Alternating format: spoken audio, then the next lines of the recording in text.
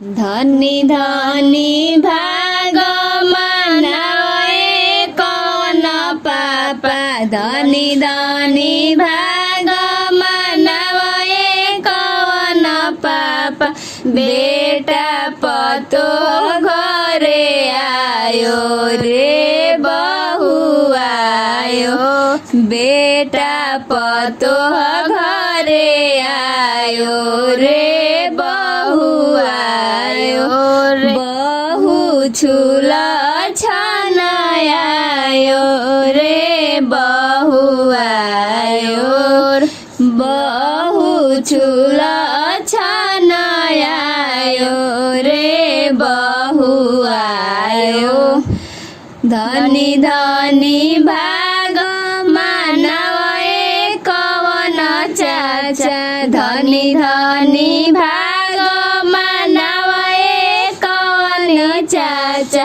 बेटा पतो घरे आयो रे बहू आयो, बेटा पतो घरे आयो रे बहू आयो, बहू छुला छनायो रे बहू आयो, बेटा पतो घरे आयो रे बहू आयो, बहू छुला छनायो रे बहू आयो।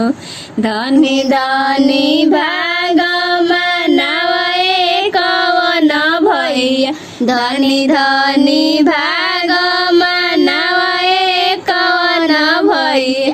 बे भव भाई भव घरे आयो रे भव आयो, भाई छुला छनायो रे बहू आयो, भाई भव घरे आयो रे भव आयो, भव छुला छनायो रे भव आयो। बबुआ काई खइल ससुररिया, बबुआ काई खइल ससुररिया। आमा बासी भात खटै दहिया, आमा बासी भात खटी दहिया। बबुआ काई खइल ससुररिया, बबुआ काई खइल ससुररिया। भाभी बासी भात खटी दहिया, भाभी बासी भात खटी दहिया।